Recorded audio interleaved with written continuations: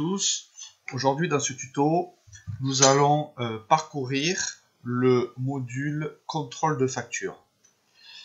Pour moi, ce module-là est le module central et fondamental de BBSoft parce que, bien évidemment, il vous permet de contrôler vos avoirs et vos factures fournisseurs, mais aussi grâce à cette action, il vous permet de clôturer et de figer définitivement vos réceptions pour éviter qu'un utilisateur puisse modifier une réception a posteriori. Et également, cela vous permet d'avoir un impact sur le calcul du CUMP de l'article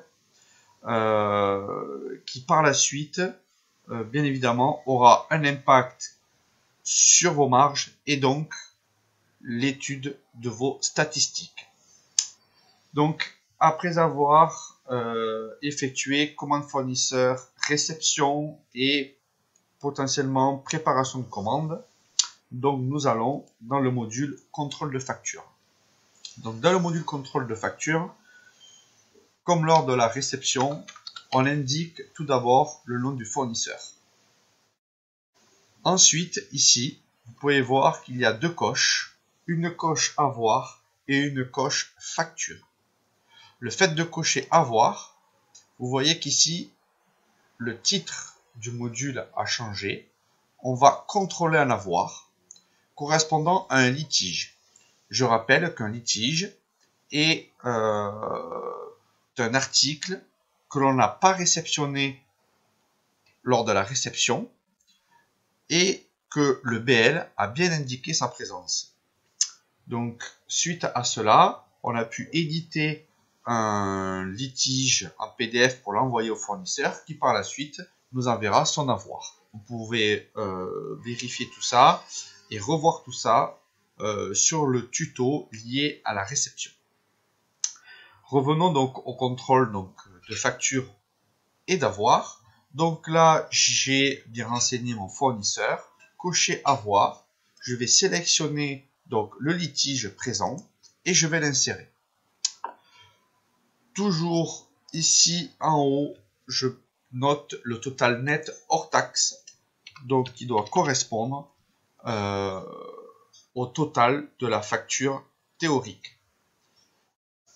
Vous avez une jauge ici en bas qui est verte, qui stipule qu'il n'y a aucun écart entre la facture théorique et la facture fournisseur.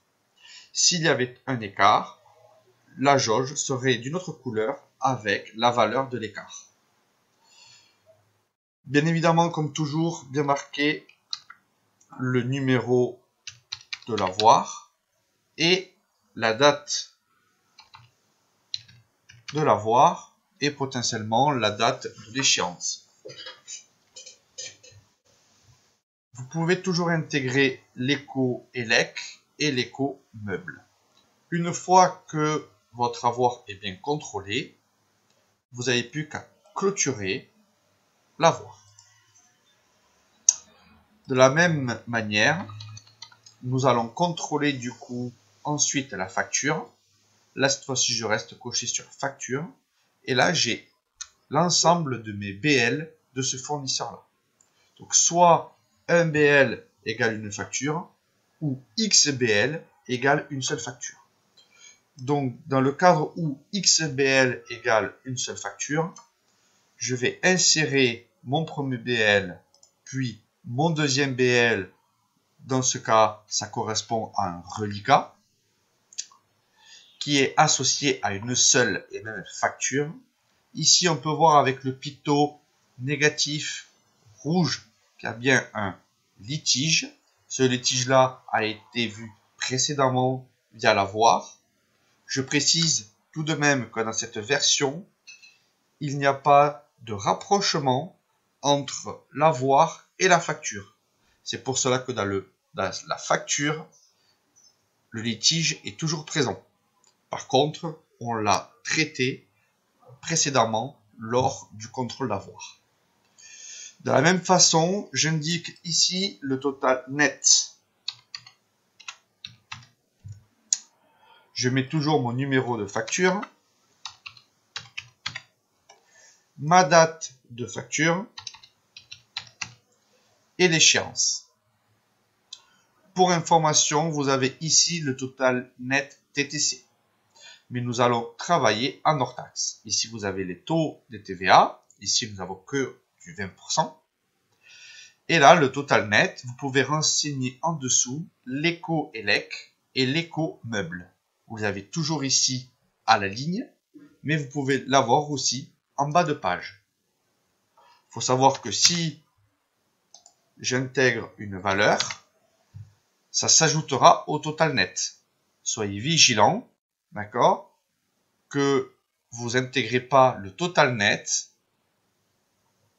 les échos, élec et meubles. C'est-à-dire qu'il faut bien dissocier le total net des échos, élec et des échos meubles. Soit vous les intégrez directement dans le total net, soit vous les dissociez. Dans mon cas, on va dire qu'il n'y a pas d'écho. Je peux, si je le souhaite, pointer ligne par ligne.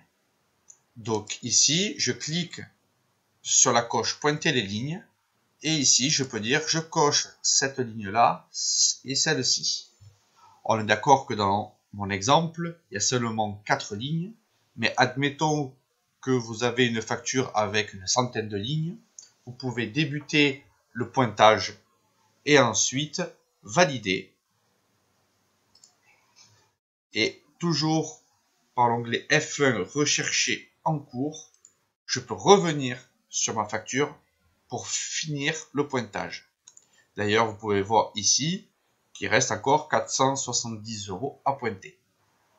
Et le fait de pointer le reste, j'arrive hop, à la verte, à la jauge verte. Admettons qu'ici, c'est 660, d'accord? Donc, on voit qu'il y a un écart de 102,80 €. Vous le savez, et c'est très important, dans cette version 46, il n'y a pas de remise à la ligne, ni de remise globale. Tout se fait en amont, lors de la création de la commande fournisseur.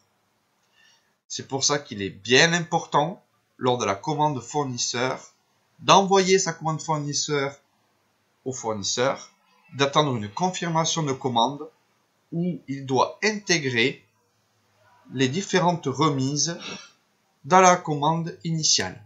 Sinon, vous êtes obligé lors du contrôle facture d'intégrer les remises. Et c'est plus complexe. Pourquoi nous avons fait ça? Tout simplement par rapport au calcul du CUMP. Si vous avez vendu de la marchandise réceptionnée entre-temps, vous l'aurez vendu à un CUMP erroné. Pour limiter cet impact-là, c'est pour ça qu'on demande de bien renseigner les remises à la ligne et globale dès la commande fournisseur. Comme ça, dès la réception, le CUMP de l'article est quasiment juste. Cependant, s'il y a eu des modifications lors de la facture, des négos ou autres, vous avez toujours la main ici sur la facture théorique pour modifier directement le prix d'achat de l'article. D'accord? Deuxième chose, là, ici, j'ai simplement modifié les prix d'achat à la ligne, ce qui équivaut à une remise à la ligne. Il peut avoir soit une remise globale qui est intégrée, du fait, donc du coup, par conséquent, ici, le total net sera en dessous de la facture théorique.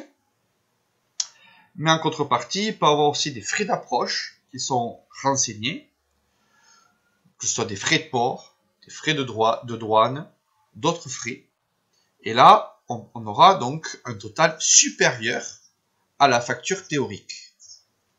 Là, notre conseil, c'est une fois que vous avez tout pointé à la ligne, renseignez le total net de la facture avec soit donc un écart supérieur s'il y a des frais d'approche ou inférieur s'il y a. Dès lors, une fois donc que j'ai effectué donc le contrôle facture avec cet écart soit positif, soit négatif, cela aura un impact directement sur la totalité des articles présents dans le contrôle facture par rapport à cet écart. Donc s'il y a une remise globale, l'ensemble des articles aura un impact lié à cette remise et donc du coup le PMP, le CUMP de l'article sera modifié en conséquence. S'il y a des frais d'approche, mon total net sera supérieur ici au total donc théorique, ce qui fait que du coup l'ajout de ces frais d'approche seront rajoutés automatiquement au CUMP de l'article. Une fois donc que j'ai bien tous les traits, je peux du coup clôturer. J'ai un petit warning qui me dit qu'il y a un écart de plus de 2%. Donc soit je modifie ma saisie, ou soit je poursuis et je clôture la facture. Mon contrôle de clôture, mon contrôle de facture étant terminé, je peux juste vous montrer qu'ici par exemple, hop, nous avons bien le nom du fournisseur, donc Amopi, et on est bien dans une facture clôturée. Voilà. Et ici, quand je fais F4 fiche article, vous avez un petit onglet ici, historique du CUMP. Et là, vous pouvez avoir la traçabilité de son évolution. Si vous avez et vous découvrez lors de vos contrôles de statistiques qu'il y a une marge un peu délirante, n'hésitez pas à aller directement dans la fiche article, dans l'onglet historique du CUMP et de vérifier toute son évolution. Il peut avoir, à un moment donné, une mauvaise saisie de l'utilisateur. Là, on peut voir qu'il a démarré, le PUMP a démarré à 47,50 € et vis-à-vis de toutes les réceptions, de toutes les remises, aujourd'hui, on a un nouveau stock d'une quantité de 16 et avec un CUMP de 53,4775 €. D'où l'importance de bien faire votre contrôle facture et de bien intégrer les remises dès la commande fournisseur pour que lors de la réception, les CUMP soient déjà justes. Merci d'avoir suivi ce tuto. On se retrouve dans un prochain.